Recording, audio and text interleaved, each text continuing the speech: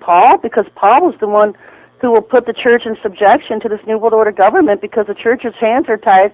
Well, we have to submit to the government, blah, blah. We can't do anything. And he was the one who set it all up. He was an operative for the Roman government back then. He infiltrated Christianity. He did his job. And who was it that wrote, pay Caesar what well, no, that was a quote that Jesus said, to give Caesar what is owed to Caesar. Yeah, well, you know what? They also say that that's never in the original manuscript. It was added in. And that's why I've always said things are added in. They were taken out. The KJV has been translated so many times. And that's why you need to seek him for the knowledge and truth and all things. That's why he says, seek me, seek me. He doesn't say seek the Bible, seek the KJV. He says, seek me. Because you know what, back then when he said to read my word or understand my word, he was the Word. He is the Word in the flesh. They didn't have the KJV back then.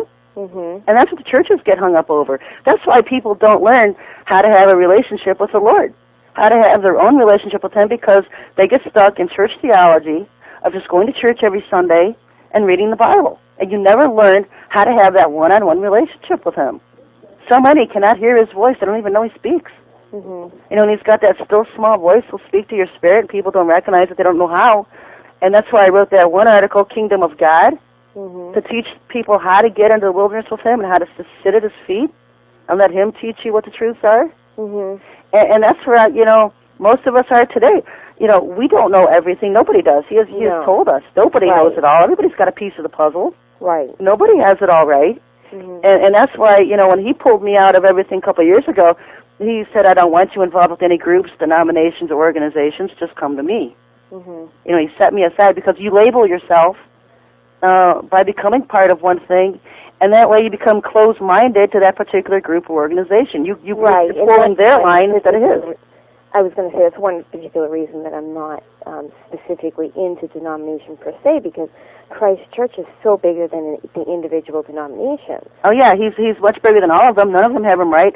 I get people from all religions saying, well, you have a lot. We have a lot in common with that, or we have a lot in common with you on this. Or you sound Seventh Day, or you sound Baptist, or you sound Pentecostal. Right, they all have their own lingo. It's because they all have something right, but then they all have something wrong, and that's why if you're looking on the outside in, you can go through each one and pick out the truth.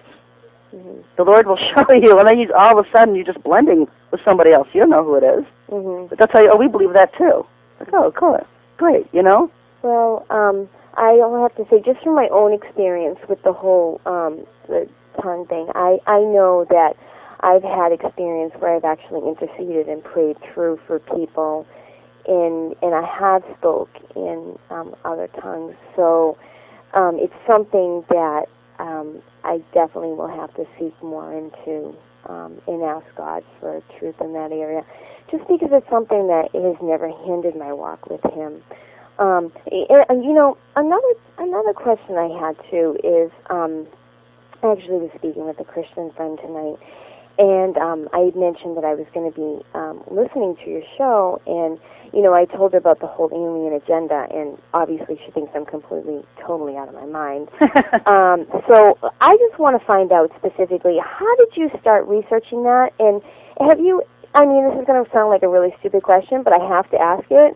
I mean, have you ever seen aliens yourself? I've never seen a gray or reptilian, or I've seen draconians in my bedroom at night.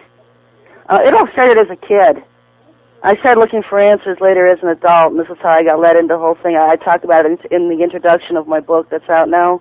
And I used to be stalked as a child by this tall black thing, and it used to scare me every night. And when Star Wars came out, I was about 12 years old when it came out. And there was that thing that had been standing at my bed all the time. It was Darth Vader. And I was just shocked to see it. And then as an adult, I figured, well, it's time to find out, you know, why they keep stalking me.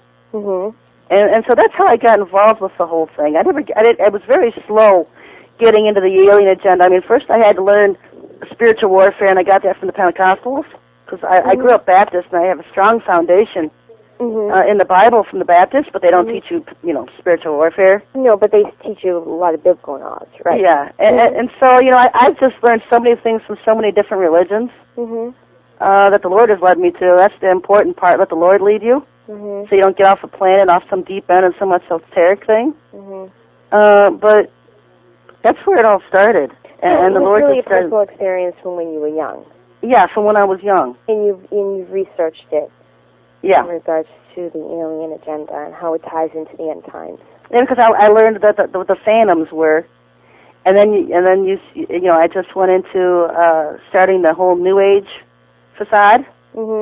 And that's how I got into the Marian apparitions, studying about the Marian apparitions, the government projects of Blue Beam and HARP, and how much involved with space we are. And then it just went off into that. I mean, it just kept leading, and the Lord just took me from one thing to the next. And before you know it, because you don't see it at the onset, but then when you look back, you see all the pieces all of a sudden fitting together. And that's just how I ended up in the alien agenda, exposing who they were, what their plans were, how they were working with our government. How exactly are they working with our government? Because, I mean, I've heard people talk about aliens in regards to them seeing UFOs. I feel that I don't know what it was, but I thought it was it definitely was an unidentified flying object. Put it that way. That's what it was. That's all I can say, you know. And I'm driving down the highway and I'm like, are other people seeing this or am I completely out of my mind? You know? Well, you know what? It was the church's whole denial of the whole issue that was one of the other things that propelled me into it. And being, why were they denying it? Why did they leave Enoch out of the KJV? Why do they deny their existence? And when you get into the foundation of the church, and you know how, you know, the Vatican and Catholicism always went its own way, and the Protestants were trying to do things right and splitting off, but still being controlled by the Vatican and not realizing it, everything is a conspiracy. And everybody's trying to keep this whole thing quiet about pre-Adamic civilization, about UFOs, about aliens, about fallen watchers coming down and mating with human women, and it's the things the Christians hate hearing and always want to ignore because they can't explain where dinosaurs came from. They can't explain where all these hybrids came from, the giants. You know, and they do their best at trying to explain them with the knowledge they don't have because the churches refuse to touch it. And so, you know, and the Lord always told me, if you want to know the end, you need to know the beginning. And this is back when I first started praying for Him for the truth in all things. And so I had to dig into the beginning. And boom, you are in an alien agenda from day one. Because aliens are just fallen angels.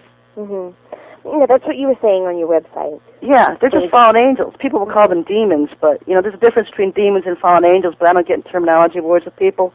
I would rather them just grasp the whole idea of the information rather than getting terminology correct. So what form do you find that they're in, though? Because, I mean, are we talking about the aliens that I would see on your website with the big eyes? Those are the grays. Are we talking about people that are in human form that are actually possessed by... They're actually the Anik, and I have no pictures of them on my websites, and I know I need them. I need to put them on there. A picture of an alien face. Well, an alien being an Anik is about 7 or 8 feet tall, very blonde, very blue-eyed, very gorgeous. Oh, I saw that picture. Well, that's Sanat Kumara. That's the picture of Satan on my site. Because he always wants people to think he's some grotesque, ugly being. That's the kind of well, he is, okay? He was a dragon. But he can shapeshift into his original form as an angelic being, because he can shapeshift into being whatever he wants to be. Right, because he's a disease. And he's very gorgeous, and that's one of the things that we've been deceived with over the years that I didn't even catch on to, even earlier this year, or last year, is the fact that he shapeshifts, he keeps that persona going, that he's this ugly, grotesque being, so that when he comes as himself in an angelic form, people don't recognize him. You know, it's all illusion, it's all a game. And so that's why I put those pictures on my site of Satan, call him Sanat Kumara, so I wouldn't, you know, give everybody the heebie-jeebies all at once. But that's who he is. That's supposedly pictures of him. I can't say it is. I didn't take them myself. But it gives you an idea that he is a very gorgeous, angelic-looking being. Well, it gives you an idea of the reality that what you see may not be what is. Yeah. And that's why I was asking about the whole alien thing, too. Yeah. I mean, I'm saying to you, well, what form are we going to see? We're going to see them as... about the whole alien thing. We're going to see them as... What form are we going to see them in, you know? We're going to see them as the angelic forms, the 7-8-foot angelic, transformed looks. That's what we're going to deal with, because they're going to come as our forefathers.